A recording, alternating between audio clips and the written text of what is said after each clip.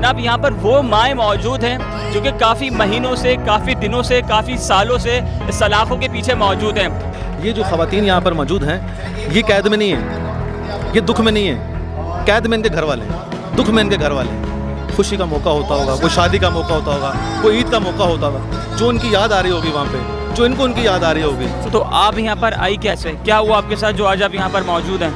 उन लोगों ने अगवा का केस मेरे ऊपर डाल के और मेरे दामाद के ऊपर हम दोनों को बंद किया हुआ है। तो मजबूर है, हमारी कोई मुलाकात नहीं, कोई कुछ नहीं बेटा, हम बहुत मजबूर है। 302 के केस में आई, घर वालों के बगैर बहुत मुश्किल से गुजार रही हूँ और जिस तरह मैं फील कर रही हूँ इस तरह अल्लाह करे दुख परेशानी किसी को ना हो जिस तरह मैं फील करती हूँ जेल में। सब्सक्राइब करें और बेल दबाएं ताकि कोई खबर रह न जाए। अस्सलाम वालेकुम पाकिस्तान बोल न्यूज़ के साथ मैं हूँ फराजुद्दीन। जनाब यहाँ पर वो माएँ मौजूद हैं जो कि काफ़ी महीनों से, काफ़ी दिनों से, काफ़ी सालों से सलाखों के पीछे मौजूद हैं। ये जो ख़वातीन यहाँ पर मौजूद हैं, ये कैद में नहीं है, ये दुख में नहीं है। कैद में इनके घर वाले हैं, दुख में इनके घर वाले हैं। वो जिस तकलीफ़ से गुजर रहे हैं, जिस करब से गुजर रहे हैं, वो उनको पता है। खुशी का मौका होता होगा, कोई शादी का मौका होता होगा, कोई ईद का मौका होता होगा, जो उनकी याद आ रही होगी वहाँ पे, जो इनको उनकी याद आ रही होगी, वो मेरे ख्याल से अल्लाह उनको उनकी मुश्किलें आसान करे और उनको आज़ाद करें। उनके बच्चे भी हैं छोटे छोटे, तो बड़ा अजीब सा दिल होता है। अल्लाह ताला इस मुल्क से बस क्राइम ख़त्म कर दे और सब अपने घरों में खुश रहें। तो जनाब इस वक्त हमारे साथ सैयदा ज़ैनब मौजूद हैं जो कि BS की जानिब से अपनी खिदमत यहाँ पर अंजाम दे रही। इनसे बात करते हैं। अस्सलाम वालेकुम। वालेकुम अस्सलाम। अच्छा ज़ैनब, मुझे ये बताइए कि यहाँ पर मदर्स डे के हवाले से बहुत शानदार इवेंट चल रहा है, तो यहाँ पर आपकी क्या खिदमत है?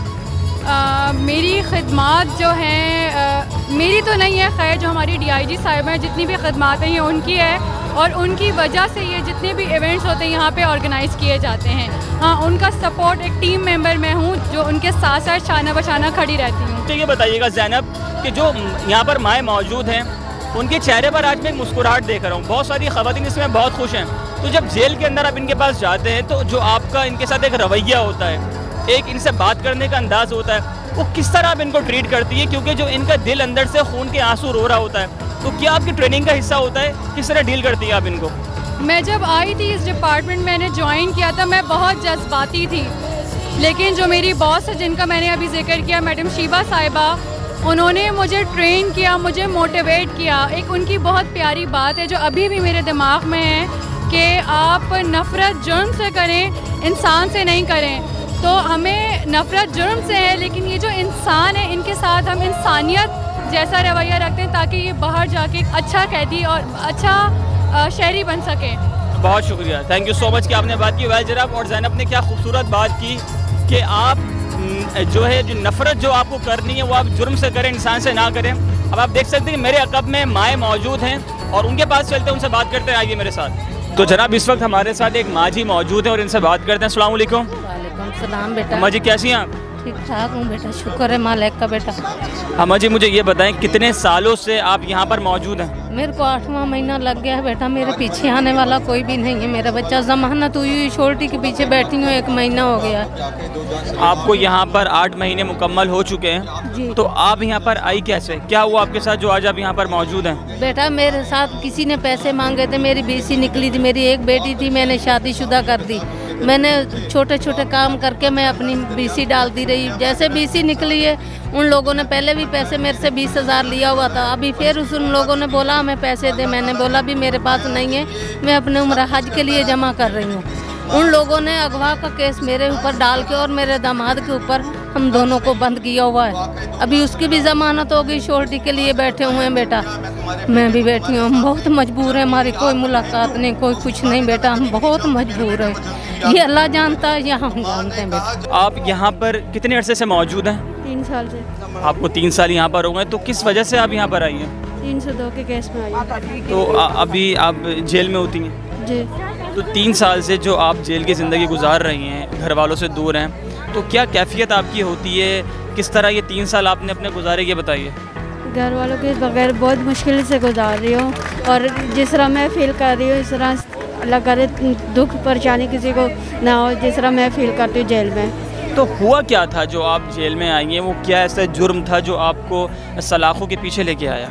जुर्म ये था मेरी बच्ची का, ना मेरे शोर ने पोडरी था वो जो मेरी बच्ची को मारा, उसने 10 साल की बच्ची है तो उसको मर्डर किया, उसका इल्ज़ाम मेरे पे डाला है। तो मैं यहाँ तक पहुँची, मेरे पे इल्ज़ाम लगा है कि माँ ने एक बच्ची को मारा है। माँ कैसे मार सकती है एक अपनी बच्ची को, बताए।